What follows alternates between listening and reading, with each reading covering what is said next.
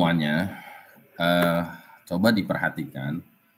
Ada dua tema sebenarnya, dua tema materi. Kalau teman-teman lihat di sini itu ada dua, ya ada dua. Sebentar, jadi di sini tuh ada dua materi.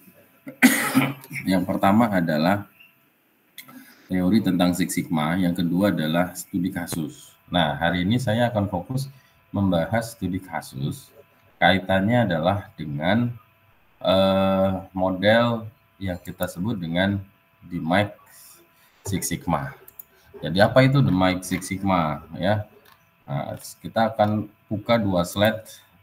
Slide pertama adalah materi, yang kedua adalah komparasi studi kasus, yang mana hasil dari studi kasus ini akan menjadi potret bahwa pelaksanaan Six Sigma itu adalah sebuah proses yang didahului dengan atau metode prosesnya dikenal dengan sistem DMAIC, ya. Sig itu 6, sigma itu tau, ya.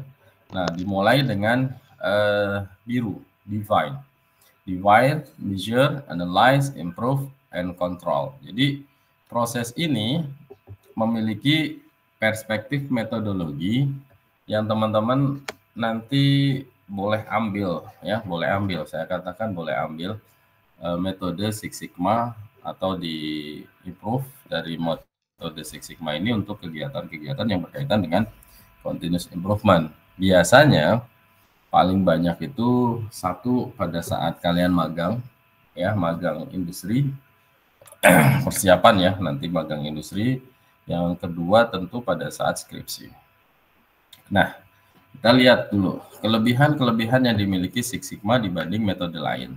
Kalau Six Sigma itu metodenya lebih rinci daripada metode analisis, ya, berdasarkan statistik. Kenapa? Karena Six Sigma itu dapat diterapkan di bidang usaha apa saja, mulai dari perencanaan strategi sampai operasional hingga pelayanan pelanggan dan maksimalisasi motivasi atas usaha. Jadi mau jasa, mau manufaktur udah pasti, ya, tren awalnya dari manufaktur, tapi belakangan sekarang itu banyak sekali usaha jasa yang mengadopsi metode Six Sigma ini untuk diterapkan dalam rangka continuous improvement. Contohnya rumah sakit, ya, ada jasa sewa mobil kendaraan itu juga, ya, termasuk perbankan. Perbankan kan jasa, ya, jasa keuangan. Itu pun menggunakan model Six Sigma. Jadi ini adaptif sekali. Yang kedua, Six Sigma sangat berpotensi diterapkan pada bidang jasa atau non-manufaktur tadi. Manajemen, keuangan, pelayanan pelanggan, pemasaran logistik, teknologi informasi, dan sebagainya. Kemudian, Six Sigma dapat dipahami sistem dan variabel mana yang dapat dimonitor dan direspon balik dengan cepat. Yang terakhir adalah Six Sigma sifatnya tidak statis, tidak diam, tidak stagnan. Bila kebutuhan pelanggan berubah, kinerja sistem akan berubah. Jadi memang ada sistem yang saling mempengaruhi, ya, sehingga sistem yang berubah prosesnya itu juga kinerja sigmanya akan berubah. Nah, perspektif metodologinya juga itu ada prinsip bahwa Six Sigma itu adalah defect reduction.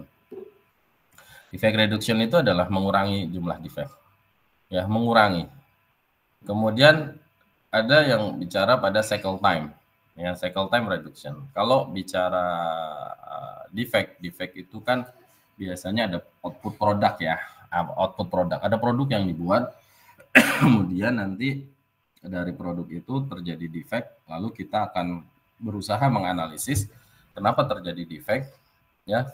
Dari proses tersebut kita bisa menggunakan metodologi DMA-DOV, ya, Define, Measure, Analyze, Design, Optimize, dan Verify, ya. Tapi yang paling banyak, sekali lagi, yang paling banyak diadopsi dalam metodologi Six Sigma itu adalah DMAIC, Define, Measure, Analyze, Improve, Control, ya.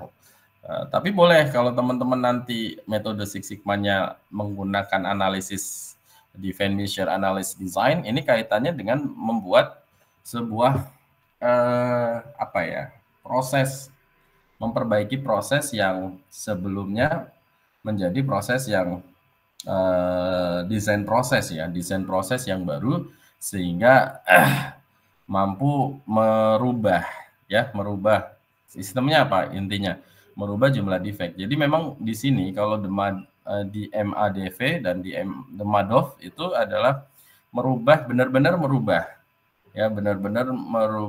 sistem yang lama menjadi sistem yang baru. Makanya di sini ada pola yang kita sebut setelah analyze, Anda harus mendesain. Nah, mendesain itu adalah mendesain proses maksudnya. Ya, sementara kalau yang metodologi yang umum, the MIC, itu analyze lalu improve. Jadi dia tidak merubah desain lama, tapi mencoba mengimprove dari desain lama, kenapa terjadi cacat, bagaimana cara menguranginya, lalu dia improve. Dan setelah itu dia kontrol. Maka improving existing, ya, cross-functional process. Jadi sekali lagi yang paling banyak biasanya di the MIC. Nah, bagaimana yang cycle time reduction? Nah, cycle time reduction ini kaitannya dengan peta aliran proses. Jadi proses itu kenapa sih terjadi lambat, ya? Kenapa sih harus membuang-buang waktu, kalau bisa 1 jam, kenapa harus 7 jam misalkan? Nah, ini melakukan improvement dengan cara melihat sejauh mana waktu untuk proses itu terjadi pemborosan. Makanya cycle time reduction. Ya, cross function process mapping. Kemudian ada di sini ada DSSS, adalah developing software. Nah, dari software development, kalau di dalam, mungkin nanti teman-teman pernah dengar ya, software development di dalam industri itu ada software yang berbasis IT ya, IT program yang mana sistemnya terintegrasi. Contohnya adalah ERP, Enterprise Resources Planning. Ya, kalau nanti teman-teman buka di Google ya, misalkan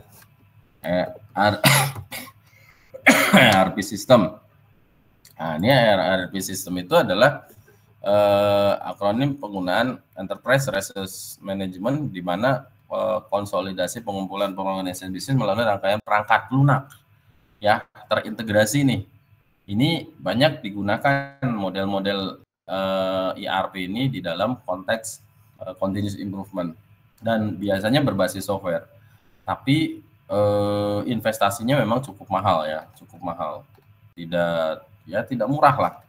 Ya, tidak murah karena memang basisnya ini harus mengumpulkan semua data ya, sistem kegiatan tercatat semuanya, masukin. Jadi build up di awalnya yang paling luar biasa ya, karena harus mengumpulkan semua data. Jadi sistem itu akan bekerja menggunakan basis data, kalau bahasa kita clouding gitu ya, IoT, Internet of Things ya. Nah, ini sistem ERP ini sudah banyak diadopsi di perusahaan-perusahaan seperti Pertamina misalnya gitu ya. Jadi kalau bahasa kita nih, direktur Pertamina, kalau dia pengen tahu dalam 1 hari kapasitas produksi minyak itu berapa, itu nggak perlu lagi ke lapangan, karena semua datanya tersimpan dalam resource management ini. Jadi siapa yang menggali sumur, siapa yang berapa banyak kapasitas produksinya, hari ini siapa yang bahkan hari ini siapa yang tidak masuk kerja pun masuk ke dalam sistem ini. Nah, kira-kira kebayang nggak cara kerjanya tuh ERP ya, Enterprise Resource Management. Nah, ini orang-orang IT nih teman-teman. Jadi kalau saya katakan, Pak, saya lulusan TCK, kira-kira kalau saya mau masuk dunia industri supaya saya bisa berkembang gimana, Pak? Saya katakan, kalau teman-teman fokus di TCK lalu bicara pada sistem manajemen, mau pakai metodologi Six Sigma atau ERP dan sebagainya, yang harus kalian pahami sebenarnya data coding ya, coding data. Makanya nanti teman-teman sedikit banyaknya harus belajar IT gitu. Ya. Supaya nanti nyambung pada saat ngobrolin tentang ERP itu bagaimana, sistem kerjanya seperti apa, karena basisnya datanya memang menggunakan sistem manajemen. Nah, kita masuk ke DMAIC. Jadi fase-fase di dalam model Six Sigma itu dimulai dari DMAIC. DMAIC itu adalah define, fase menentukan masalah. Saya sudah berapa kali menyampaikan ke teman-teman ya, bahwa dalam proses mencari membuat sebuah artikel ilmiah atau membuat tugas akhir, itu tidak lepas dari Anda harus menetapkan masalah, menemukan masalah dulu. Jadi menetapkan persyaratan-persyaratan pelanggan dan membangun tim, kemudian alat-alat tool statistik yang sering dipakai pada fase ini adalah tadi ada cost and effect chart, diagram Pareto, kemudian bisa juga check sheet yang paling sederhana, ya, tapi yang paling banyak cost and effect chart. Kemudian Pareto chart. Kedua tools statistik digunakan untuk melakukan identifikasi masalah. Nah, ini define.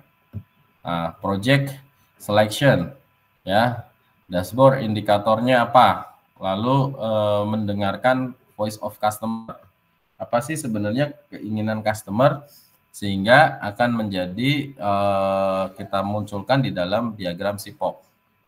Dan diagram SIPOC ini adalah diagram antara di dalam Six Sigma itu koordinasi ya antara supplier dengan sistem yang ada di sistem kerja yang ada di industri. Nah, kita coba lihat dari sudut pandang studi case ya, case tadi yang sudah dilakukan dalam proyek mengurangi rata-rata pemakaian air per tahun. Jadi ini adalah studi kasus yang mana tahapannya juga sama, menggunakan metode DMAIC Six Sigma. Lalu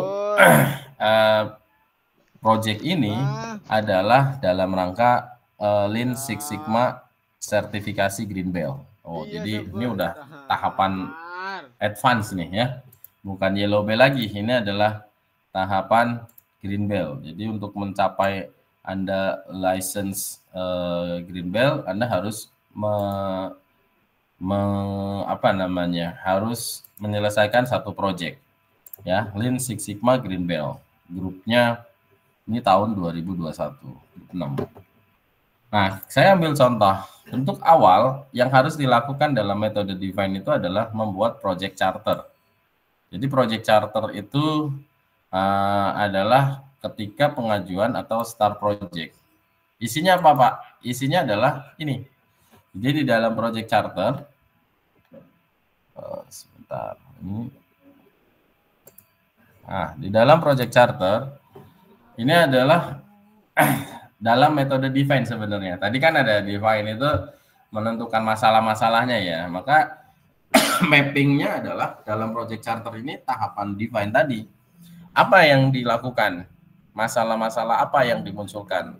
Harus dirangkum dalam satu tadi saya katakan project charter. Apa itu isinya? Pertama adalah masalah tadi, business case. Contohnya adalah per Januari 2020 tarif air ya di Puel sesuai Pergub Jateng mengalami kenaikan sebesar 4 kali lipat. Efisiensi pemakaian air dimulai dilakukan sehingga terdapat penurunan hingga bulan Mei 2020.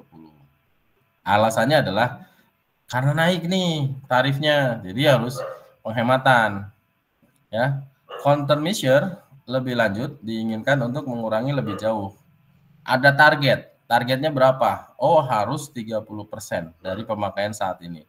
Selain untuk menurunkan biaya, juga menurunkan resiko penurunan tanah. Ini yang namanya bisnis case. Jadi ada masalah. Dari masalah ini, kita baru bisa menentukan, kalau gitu goal statement-nya apa? Oh, goal-nya apa? Kalau kita mau mengurangi 30% ya penghematan air, maka ada variabel Y. Variabel Y sama dengan F dikali X. Y itu yield. Yield itu adalah apa permasalahan yang ingin diatasi? Apa permasalahan yang ingin diatasi? Oh, permasalahan yang ingin diatasi adalah mengurangi pemakaian air sebesar 30% dari pemakaian saat ini. Ya. Lalu variabel apa yang berhubungan? Ya, kalau kita mau mengurangi 30%, variabel apa yang berhubungan dengan pengurangan pemakaian air itu?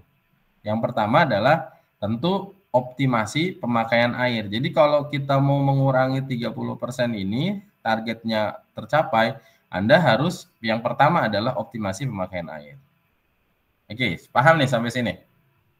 Yang kedua, adanya minimalisasi potensi terbuang. Ya, apa potensi terbuang? Oh, nanti dilihat ada nggak air yang sia-sia, ya mengalir ke buangan yang secara sia-sia, secara percuma. Di bahasa kita mubazir lah ya.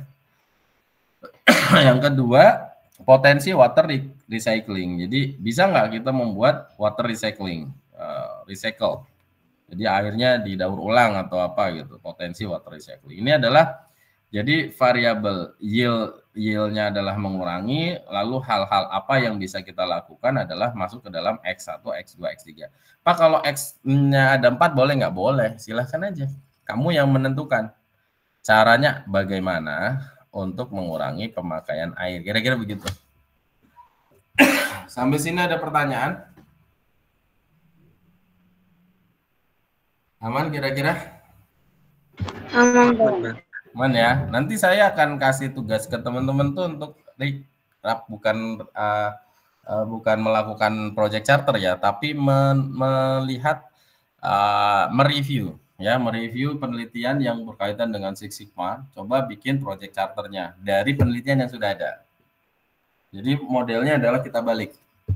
Biasanya kan bikin project charter dulu. Kalau ini enggak, ini ada hasilnya dari jurnal. Nanti dari jurnal itu kamu bikin uraian atau ringkasan project charternya. Jadi nanti bisa membaca, oh jurnal ini ada masalahnya ini nih, goal statementnya ini nih, kemudian project plan-nya, kapan dia project plan-nya, ya kan kalau di jurnal dia bikin waktunya dari sekian sampai sekian, kamu bikin di sini ada project plan-nya, define-nya 1, 2, 3, 4 minggu, 4 minggu, ya. Kemudian measure-nya masuk ke bulan Februari, nanti analyze Februari minggu ketiga. Improve, lalu kontrolnya dari bulan Maret. Yang ketiga nanti berikutnya, ketiga keempat ya. Opportunity statement. Opportunity statement itu adalah apa yang muncul ketika kita melakukan penghematan. Ya. Jadi dampak peluang kita kalau melakukan penghematan itu apa sih? Oh, dengan melakukan penghematan sebesar minimal 30% dari rata-rata pemakaian per tahun saat ini, yaitu 88.000 meter kubik menjadi 61 meter kubik pada April 2021, maka akan mengurangi potensi biaya air. Berapa, Pak? 1 tahun mencapai 37 juta. Lumayan nggak? Lumayan. Ya, ini adalah penghematan. Jadi kalau dilihat Six Sigma tadi mau lihat defect enggak? Kalau defect produk yes, tapi kalau ini apapun penghematan yang kita bisa lakukan itu bisa dianalisis ya dengan cara model tadi Six Sigma. Nah, project scope-nya pertama scope-nya kita mulai dari start ya. Startnya adalah air, deep well ya, stopnya effluent, IPAL itu instalasi ya, instalasi pembuangan air limbah itu IPAL ya. Kemudian performance pemakaian air tidak mengganggu proses produksi, tidak bertentangan dengan regulasi. Jadi ada scope-nya juga bisa dimasukkan. Ya, scope di luarnya adalah penurunan dan kenaikan konsumsi air akibat produksi turun atau naik signifikan, fluktuasi rasio pemakaian produksi. ya 15% dari kondisi existing. Project timnya, saya ingin katakan Six Sigma itu nggak bisa dilakukan sendiri. Ya, sekali lagi Six Sigma itu tidak bisa dilakukan sendiri karena project ini berkaitan dengan sistem.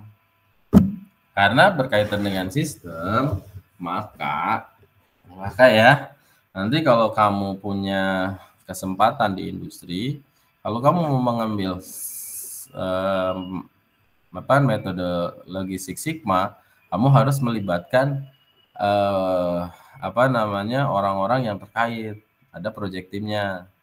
Nah, contohnya project sponsornya, CEO-nya, ya, project owner-nya, bagian teknik, ya, utilitas. Kemudian Green Belt project leader, siapa yang project leadernya. Nah, ini project team. Project team itu yang ini Yuliawan, Agustono, Sutrisno, Wahyu, Sela, Dini. Ini yang nanti kalau dalam konteks sertifikasi, Yuliawan itu belum Green Belt, tapi harus didampingi oleh Green Belt leadernya. Jadi teman-teman pemahamannya gini, Anang ini sudah punya Green Belt. Nah, jadi yang bisa melakukan Six Sigma, Project Six Sigma itu harus ada leadernya. Dan leadernya harus memiliki sabuk hijau dulu. Baru nanti project timnya ini dalam rangka melaksanakan project Green Belt. Jadi secara proses ada pendampingan. Ini nggak ujuk-ujuk. Kalau teman-teman nanti ke industri, terus metodologi Six Sigma itu sebenarnya bukan pelaksanaan Six Sigma, tapi lebih kepada model adopsi model Six Sigma dalam rangka continuous improvement. Itu mengadopsi saja, ya, bukan melaksanakan project Six Sigma. Kalau yang project Six Sigma harus seperti ini bentuknya. Nah, ini ada business case-nya. Dia harus bikin, ya, per Januari tarif dasar ini adalah dalam ini adalah permasalahan. Jadi kalau nanti teman-teman mengangkat sebuah judul skripsi, permasalahan ini harus dimunculkan. Jadi per Januari tarif di PL sesuai Pergub Jateng mengalami kenaikan. Ini adalah bahasa kita latar belakang, ya. Latar belakang kenapa harus dilakukan penghematan, karena ternyata biayanya naik. Oke. Dia ingin mengurangi 30% pemakaian saat ini. Selain untuk menurunkan biaya, menurunkan resiko penurunan tanah. Nah, ini adalah rata-rata Mei sampai November. Jadi data ini dari mana? Dari perusahaan. Ya, jadi kalau teman-teman mau melakukan optimalisasi penggunaan Six Sigma, ya seperti ini modelnya. Ya, rata-rata pemakaian per tahun. Nah, ini kondisi saat ini. Apa yang ingin dilakukan? Yang ingin dilakukan adalah ya, mengurangi tadi. Nah, ini adalah gambar dari proses bahasa kita tuh flowchart, ya. Kalau di percetakan berarti flowchart yang berhubungan dengan raw water, filter water, RO water. Ini apa saja sih? Ada gardening, taman, ada office, ada mess, ada bagian untuk cleaning, production, ya, lab, sprinkles, gitu. Nah, lalu opportunity statement-nya ini harus dimunculkan dengan melakukan penghematan sebesar 30% dari rata-rata pemakaian per tahun pada saat ini 88 menjadi 61, maka potensi pengurangannya adalah munculin. Ini apa namanya? Di Seven Tools apa namanya? Apa? Diagram apa? Ayo. Ini diagram apa?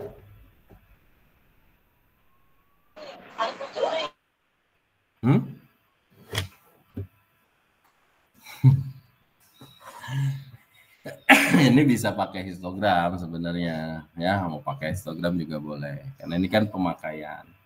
Ya, bulan Mei berapa, bulan Juni berapa, bulan Juli berapa, Agustus berapa. Jadi rata-rata, ya, berapa kubik per tahun.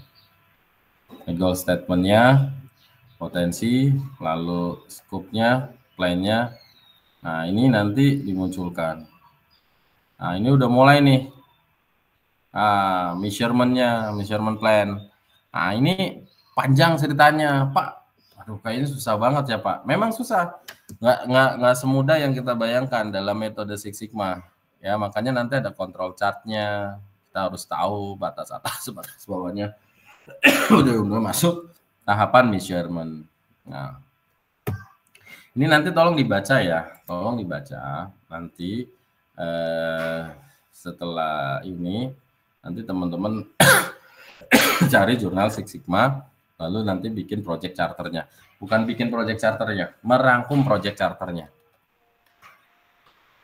Nah, kita masuk ke teori lagi. Jadi, define tadi ya, berdasarkan gambar diagram P terdapat bahwa produk panel Jupiter MX memiliki persen cacat yang besar. Ini cacatnya nih. Nah, tahap define. Identifikasi cacat. Ada berapa Pak cacatnya? Ini define ya. Ada sekian ya. Jenis cacatnya apa? Ada silver, ada baret, ada kotor, ada bintik putih, ada buram ya, termasuk baru. Ya, jenis cacatnya nanti diakumulasi total cacatnya bulan Juni berapa, bulan Juli berapa, bulan Agustus berapa. Total jenis cacat ada 772 ya. Nah, nanti dilihat lagi. Ini yang tadi diagram SIPOK, supplier, input, proses, output, customer. Jadi di masalah supplier, siapa sih suppliernya? Oh, ada PT Toyolak. Ya, gudangnya ada di mana? Gudang bahan baku. Ya, stock point. Ya, kemudian kalau PT Garuda kaitannya dengan injection die casting. Ini untuk mengidentifikasi permasalahan, makanya ada diagram SIPOK-nya. Input biji plastik ya, ABS. Prosesnya injection, painting, assembling, final inspection. Nah, outputnya nanti teman-teman diurutin ya. Jadi urutin suppliernya dari proses nanti, karena nanti prosesnya menjadi proses yang paling awal, proses yang sudah paling akhir. Outputnya panel inner injection, panel inner paint. Ini adalah produknya Jupiter MX, Jupiter MX finished good. Nanti customernya ini customer internal. Contoh, output panel inner injection itu masuk kemana? Oh, setelah panel jadi harus dicat, maka masuk departemen paint, pengecatan. Nah, kalau sudah dicat, panel inner paint-nya sudah selesai, customernya siapa? Oh, harus dirangkai, harus dirakit, maka departemen assembling. Kalau departemen assembling sudah dirakit, maka masuk ke finish good. Finish good atau produk jadi itu customernya adalah bagian QC. Siapa? Final inspection. Nah, kalau final inspection sudah oke, QC-nya sudah lolos, finish good, masuk ke warehouse, agen, dan dealer. Paham nggak kira-kira? Ini untuk memudahkan teman-teman. Kalau tadi di model yang green belt dia nggak pakai SIPOK, nggak apa-apa. Ya, tapi kalau kamu mau pakai SIPOK boleh. Ini untuk memudahkan hubungan-hubungan antar sistem. Tapi dibuatnya secara berurutan. Ya, secara berurutan. Ya, kalau sudah baru di measure. Measure itu adalah fase mengukur tingkat kinerja saat ini. Bagaimana Pak mengukurnya? Pakai peta kendali. Ya, analisis sistem pengukuran. Ada yang kita sebut MSA, measurement analysis. Statistik juga. Tuh, untuk apa? Masalah yang muncul dalam pengukuran adalah variabilitas. Pengukuran dinyatakan dalam varian.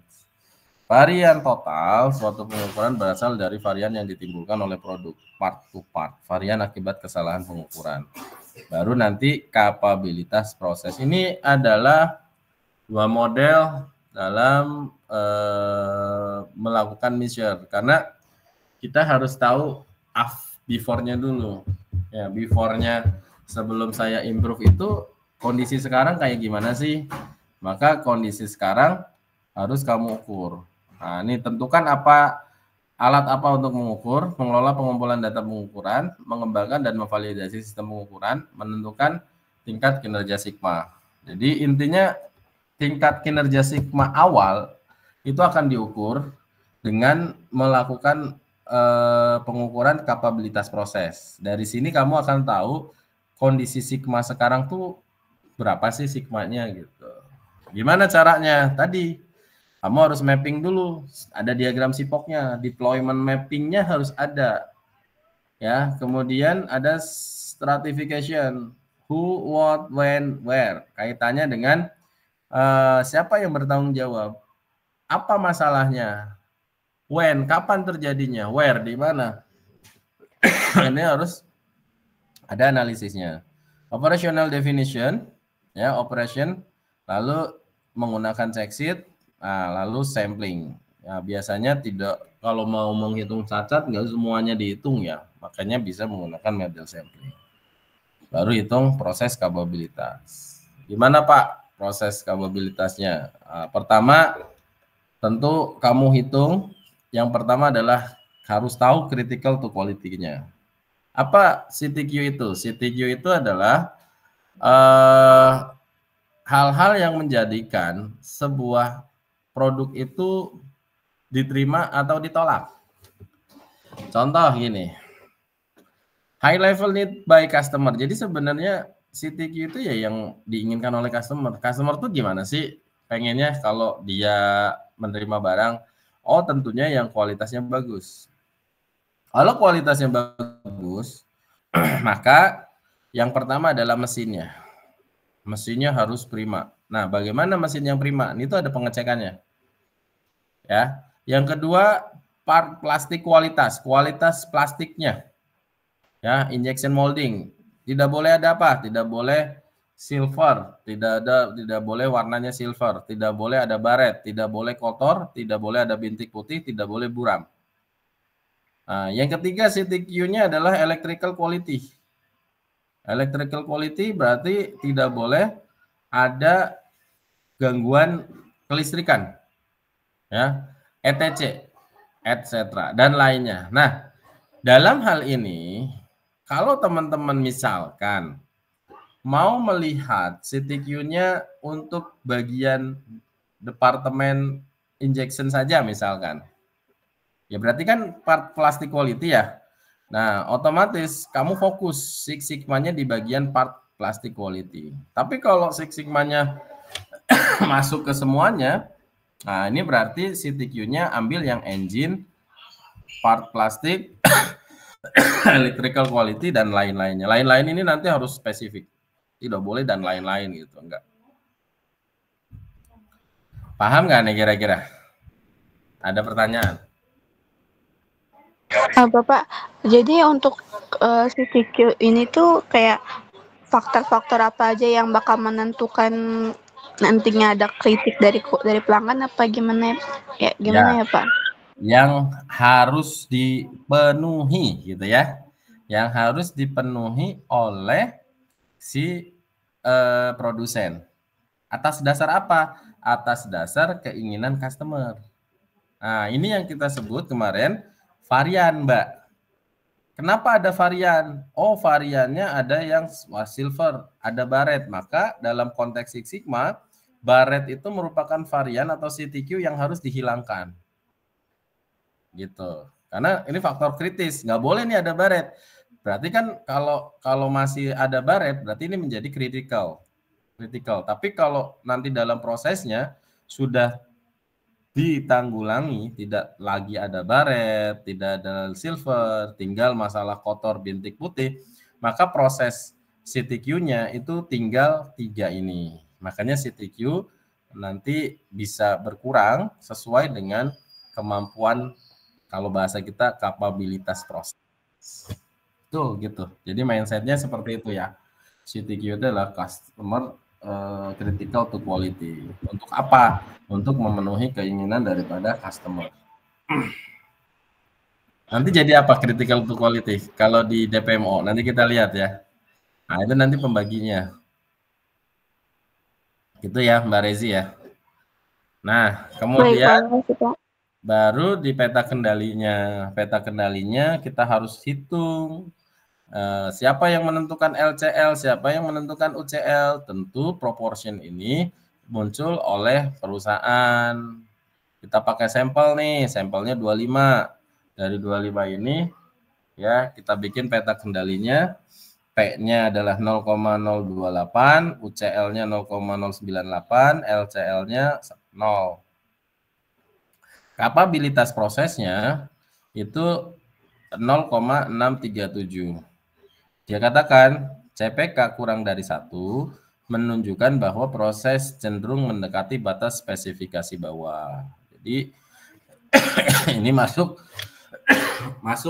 kalau dalam tanda proses tuh gini. Ini prosesnya bagus sih, bagus karena tidak ada yang out of control, tapi mendekati batas bawah. Artinya ini harus di-upgrade. Ya, ini harus di-upgrade. Apalagi kalau nanti ada yang out of control. Kalau ada yang out of control, maka ini menjadi catatan. Out of control kenapa? Ini ambil contoh sekarang. Nah, DPMO unitnya 123.875, opportunity-nya 7.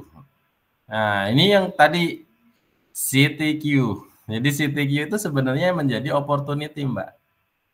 Karena pada saat kamu bilang, ini kesempatan saya untuk terjadi barang cacat itu, bisa kalau silver, bisa baret, bisa kotor. Makanya ini adalah CTQ.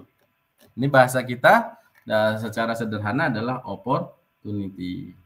Defeknya 773, DPU-nya 0,00623. Maka DPU D bagi U 772 dibagi 12. Maka 0,006. Kemarin sudah dihitung. DPMO-nya DPO dikali 1 juta. Defect per million opportunity. Maka DPMO-nya atau DPMO-nya adalah 1039. Pak, kalau sudah tahu DPMO berarti bisa tahu ke Six Sigma, bisa. Perhitungan sebelum ditambah toleransi, faktor pergeseran shift, tingkat sigmanya DPMO 1 juta dikurangi 1039 dibagi 1 juta. Hasilnya adalah 3,08. Ini adalah sigma awal. Pak, kalau sigma awal berarti gimana, Pak? Ya tergantung, kamu merasa sudah cukup belum? Kalau kamu merasa ini tidak cukup karena banyak cacatnya, maka kamu harus mengupgrade. Ya. Mengupgrade gimana? Tambah ya. Toleransi faktor pergeseran shift. Tingkat sigma DPMO bagi 1 juta ditambah 1,05. Maka ini bisa pergantian pergeseran shift tadi ya. Ada pergeseran shift karena berbeda orang. Ini toleransi plus minus. Boleh ditambah, boleh enggak. Kalau ditambah dia menjadi 4,59.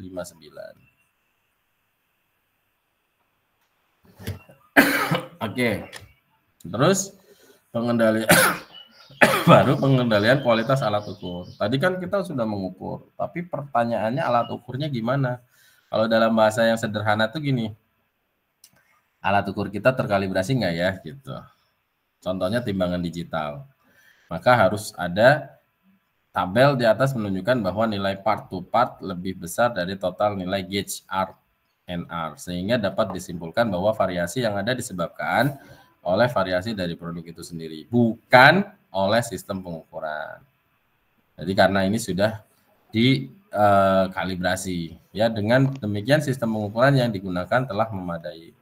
Jadi gini prinsipnya, kalau kita menggunakan alat ukur, maka alat ukurnya harus terkalibrasi. Jangan sampai gitu ya, kita menghitung nilai sigma menjadi salah gara-gara bukan karena memang terjadi prosesnya yang bermasalah, tapi alat yang untuk mengukur. Makanya di sini ada gauge R and R. Ya, ini nanti kita akan bahas di statistical process control. Ya, statistical process control itu ada peta kendali, X bar, ada R. Nah, ini nanti akan kita bahas kaitannya dengan, sekali lagi, ini pasti digunakan dalam konteks Six Sigma. Ya, dalam rangka apa? Dalam rangka menunjukkan. Apa sih yang ditunjukkan? Yang ditunjukkan itu kapabilitas prosesnya.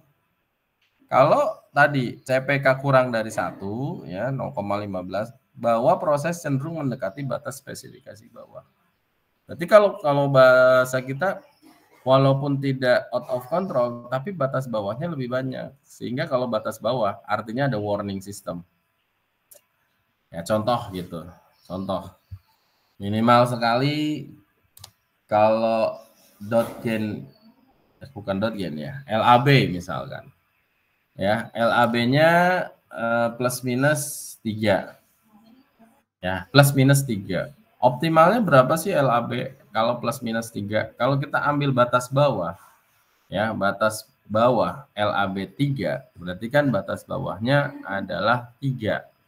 3 ya, karena maksimal 3. Batas atasnya, ya, batas atasnya itu paling top lah, paling topnya 0. Ya, limit rata-ratanya, ya, kalau nggak 0 ya 0 paling bagus lah. Kalau 0 kan nggak ada perbedaan. Berarti 0 sampai 3 kira-kira di angka 1,5 atau 2. Nah, ternyata rata-rata, ya, batas bawahnya LAB rata-rata itu 2,5.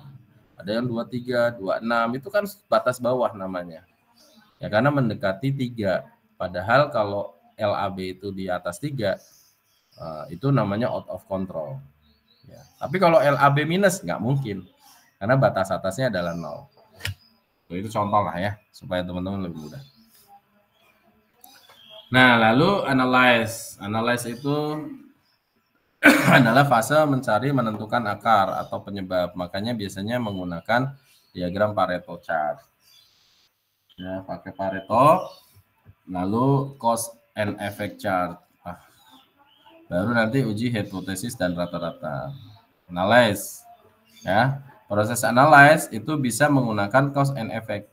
Kalau teman-teman lihat ini apa? Oh, analyze pertama, ya, mappingnya, deployment mappingnya, value added analysis, data analis, lalu dari data ini ada Pareto segala macam, ternyata yang paling banyak misalkan cacatnya kalau kemasan itu penyok misalkan, atau warna tidak tercapai, berarti mendekati total 80% dari jumlah cacat, itu yang menjadi concern, ya, concern kita untuk dilakukan improvement.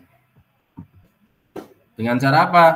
Dengan cara menggali penyebab dan efeknya, cause and effect analysis, ya, melalui hipotesis statement.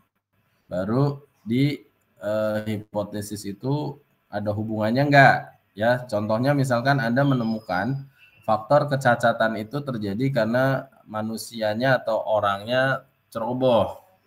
Nah, nanti di hipotesis dilihat, nah, benar nggak nih regression linear, ya. Teman-teman pernah tahu ANOVA, ya? Pernah bikin diagram ANOVA nggak? Lupa? Pernah, Pak.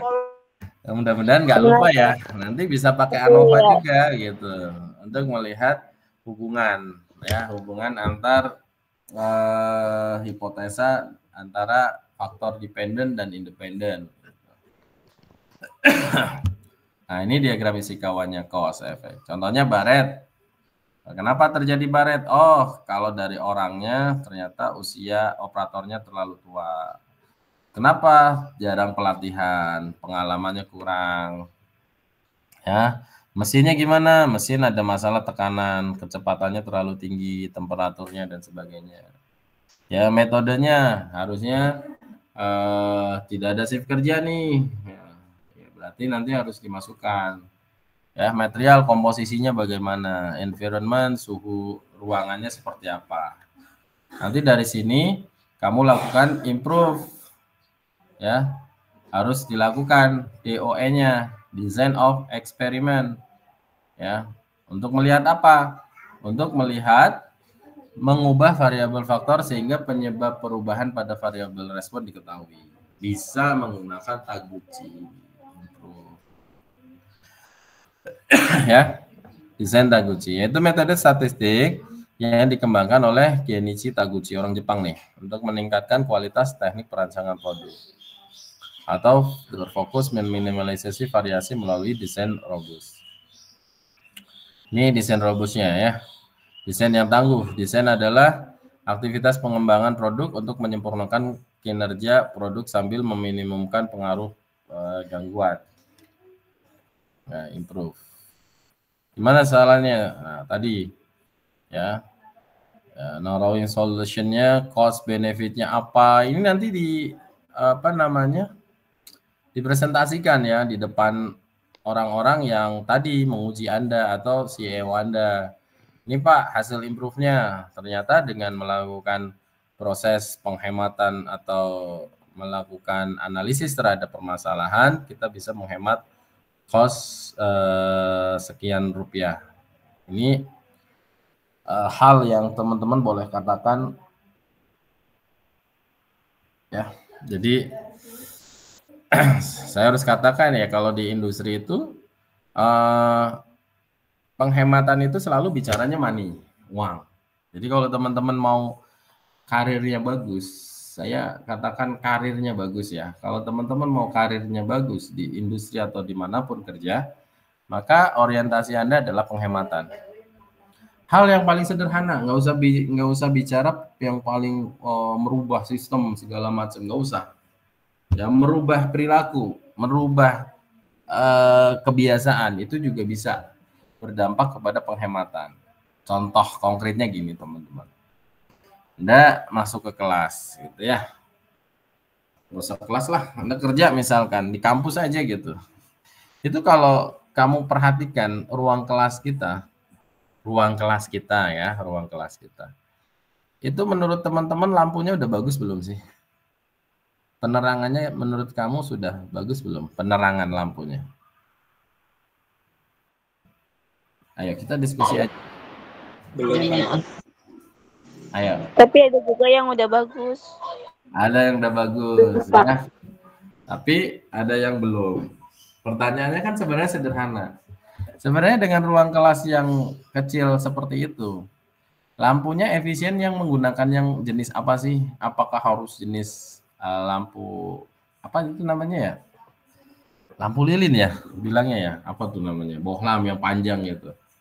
Atau sebenarnya sekarang kan udah zaman LED. Kenapa tidak menggunakan LED? Ini contoh sederhana ya. Supaya kita berpikir, iya ya. Kenapa kita nggak pakai LED? Mendingan pakai LED.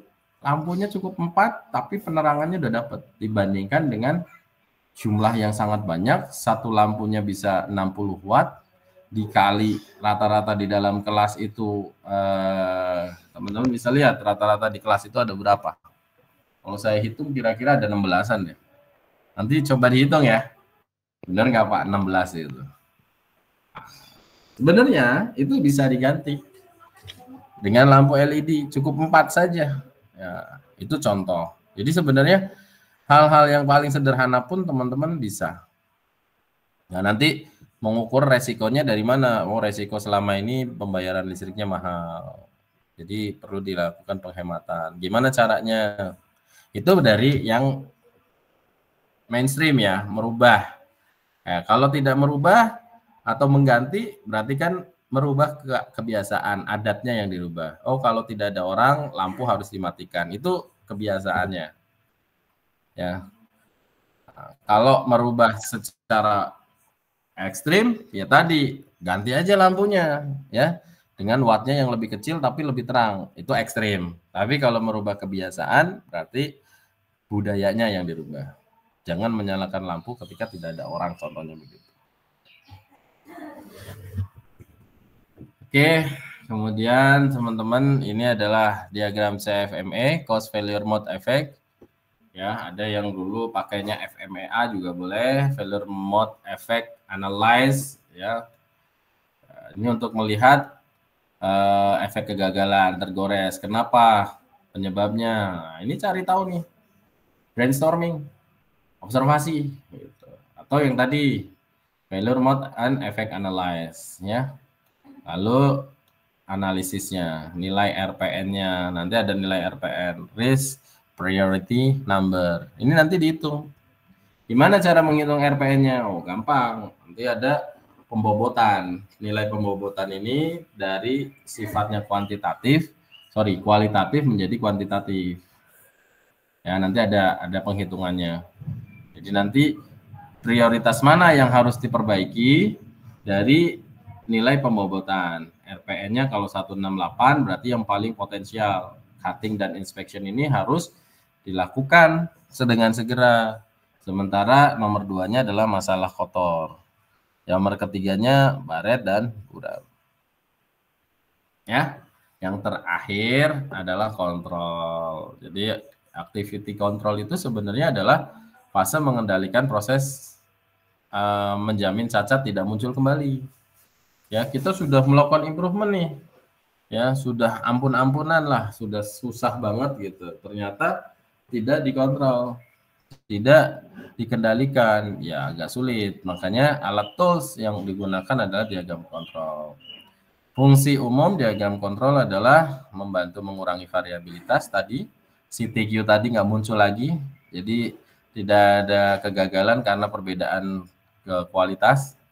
Kemudian memonitor kinerja setiap saat. Nah, ini yang saya maksudkan teman-teman. Kalau memonitor kinerja setiap saat menggunakan sistem konvensional itu akan sangat sulit. Maka di beberapa perusahaan multinasional ya menggunakan kontrolnya menggunakan model ERP tadi, Enterprise Resources Management ya, atau planning ERP. Jadi teman-teman harus sudah biasa tuh. Nanti kalau teman-teman ternyata mau ngambil skripsinya tentang ERP, wah, keren, nanti coba ya. Teman saya belum tahu nih perusahaan printing ya yang sudah menggunakan ERP kira-kira mana nih. Tapi kalau saya perhatikan sekelas Danone misalkan atau Unilever harusnya sudah pakai ERP. Mungkin kan proses koreksi untuk mencegah penolakan.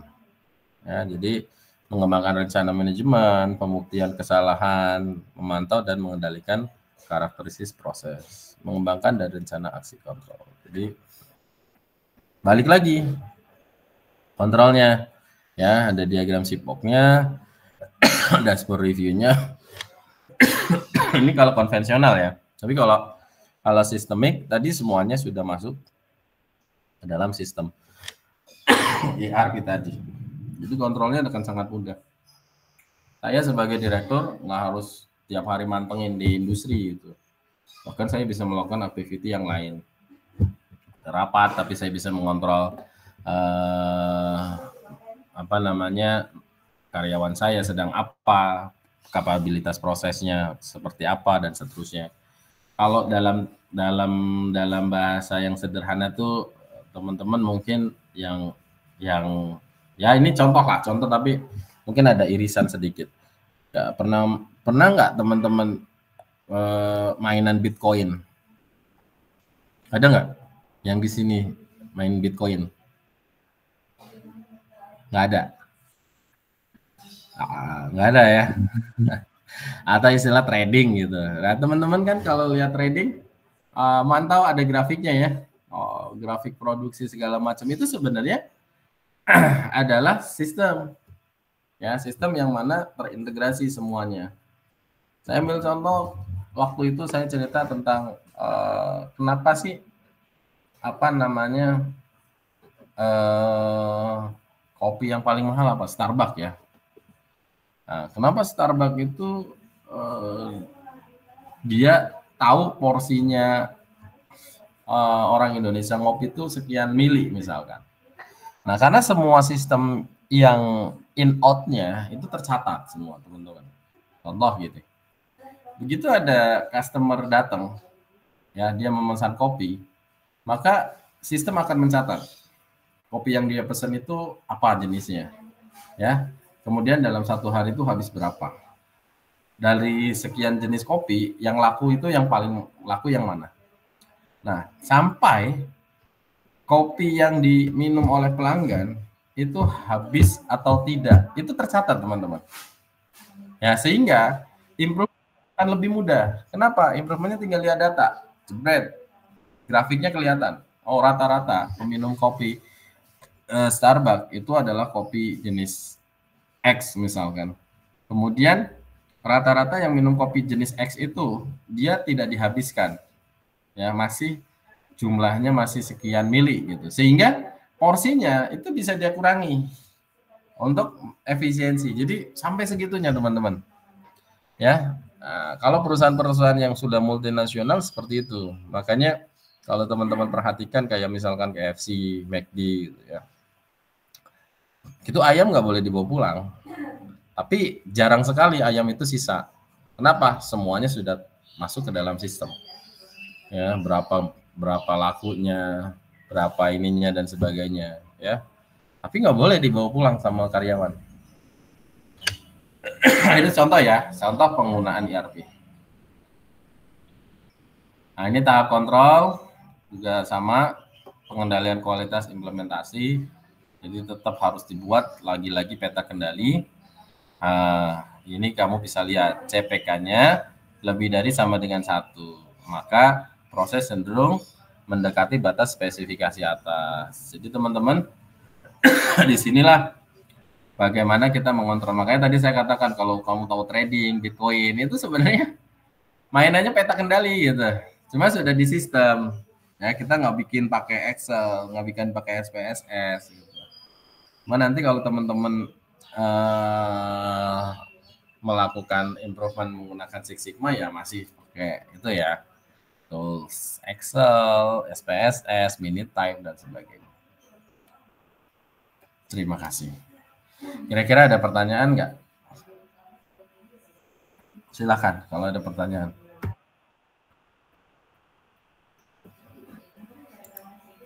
Nggak ada, aman.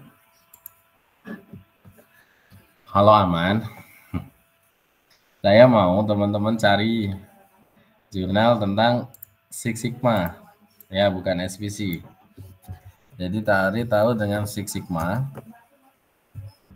Lalu teman-teman kelompok ya, kelompok saja. Cari jurnal tentang Six Sigma, lalu Anda bikin rangkuman untuk project charternya. Ya. Jadi project charternya aja yang kamu catat. Jadi nanti, nah ini, ya, bisnis case-nya apa sih, masalah yang diangkat oleh jurnal itu? Goal statement-nya apa sih? Waktunya berapa lama? Opportunity statement-nya apa? Project timnya siapa saja di situ? Kalau 1 orang ya 1 orang, kalau penulis jurnal ada 5 ya 5 orang. Tulis, nanti dari sini hasil dari model penghitungannya, goalnya. Ya, goalnya apa? Nah, ini bisa. Nah, kalian lihat ya, kalian lihat dari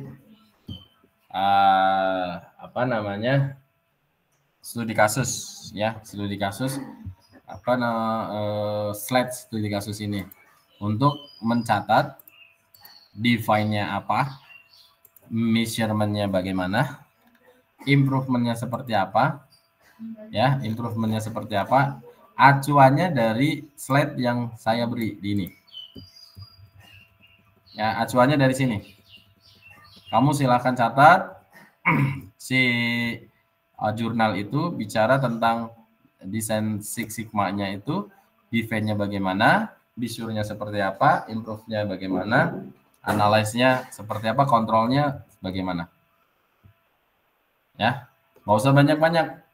Kalau ini kan ada 34 slide ya. Ya, kalau kamu paling minim sekali kan ada di the mic ya, define, measure, analyze, improve, control. Kalau nih masing-masing 2 slide berarti cuma butuh 10 slide.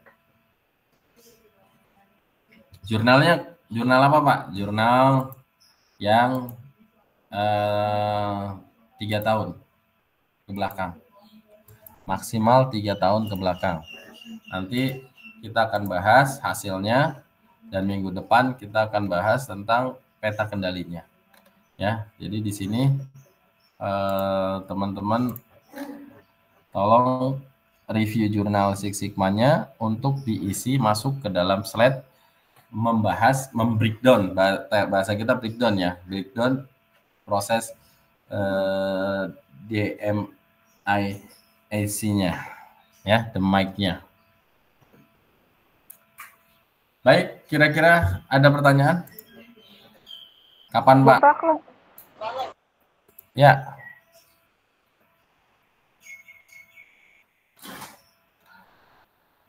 Tanggalnya sekarang tanggal 18 ya?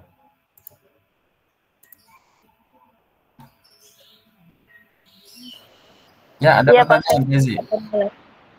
Ya Bapak, untuk kelompoknya itu yang 5 orang atau yang 4 orang nih Pak? 4 orang aja ya. Ya, yang 4 orang. Ya, nanti presentasiin.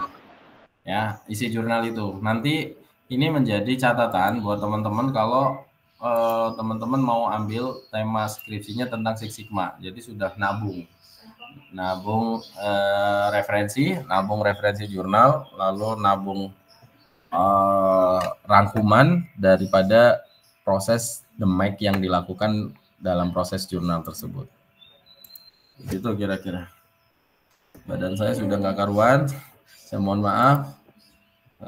Nampaknya saya harus ke dokter. Jadi saya mohon izin ya teman-teman. Sekali lagi doakan saya, semoga fisik saya kembali pulih. Mungkin saya absen dulu sebentar. Bapak, untuk contoh PPT-nya nanti untuk yang study case itu bisa dikirim nggak sih Pak? Tolong. Sudah ada di e-learning. Nah, sudah ada di e-learning nih di sini Mbak ya. Nah, di pertemuan yang ini. Ya, klik ya. Baik Pak. Tuh. Ya. Nanti di download. Slide-nya ikutin itu aja biar gampang. Nggak susah-susah. Nanti baik, terima kasih Pak. Kasih conclusion menurut kamu ya, pandangan kamu terhadap jurnal tersebut di slide terakhir. Menurut kamu jurnalnya seperti apa sih? Dari pelaksanaan Six Sigma-nya sudah sesuai atau belum? Mungkin ada tanggapan dari kamu.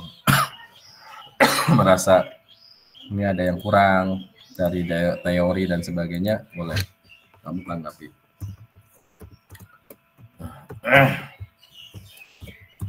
Kepala saya pusing banget ini, kan?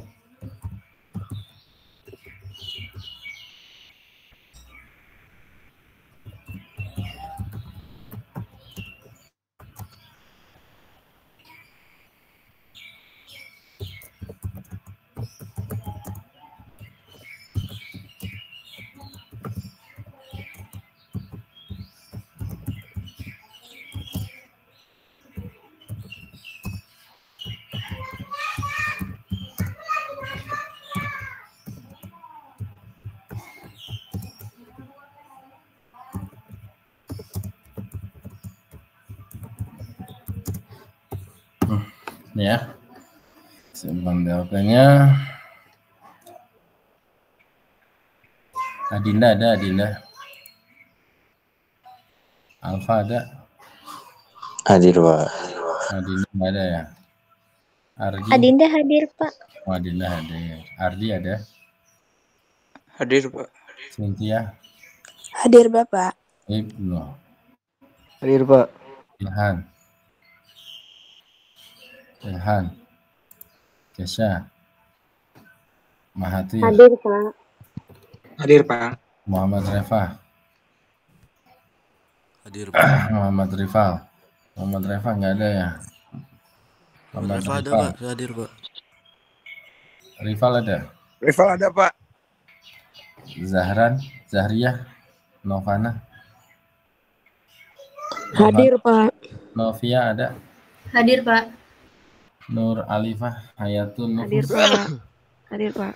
Putri Aulia Ramadan. Hadir Pak. Robani. Hadir, Pak. Rashid, Hadir, Pak. Rezwan dari hadir. Saniatul, Hadir, Pak.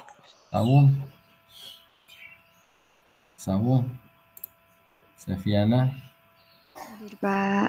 Alia, Hadir, Pak. Tiara, Zahra, Hadir, Pak. Tiara hadir, Pak. Tiara hadir. Zahra, Fauzia, Hadir, Pak.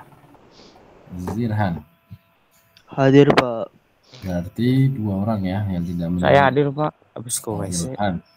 Ilhan ada? Ada, Pak. Ada. Kalau Sawung? Sawung tidak ada. Oke. Baik, terima kasih atas kehadirannya. Sekali lagi mohon maaf atas segala kekurangannya. Dan minggu depan kita bisa bertemu lagi dalam keadaan yang lebih baik ya. Sehat, lebih fit, dan teman-teman jaga kesehatan. Akhirnya kita tutup dengan berdoa, mudah-mudahan apa yang menjadi pengharapan kita semuanya dikabul oleh Allah Subhanahu wa taala. Berdoa, dipersilakan.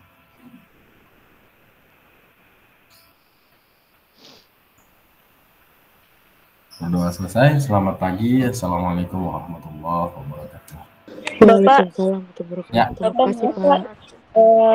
Tadi waktu saya coba download materi yang case tadi itu tuh nggak ada, Pak, di e-learning. Yang di e-learning tuh cuma sampai kelebihan Sigma aja. Oh, nggak muncul ya jadinya ya. Baik, nanti saya Iya, kirim Pak. ke ini ya, WA saja ya, Mbak ya. Baik, Pak. Makasih, Pak. Terima kasih sama-sama. Silakan. Assalamualaikum warahmatullahi wabarakatuh. Waalaikumsalam.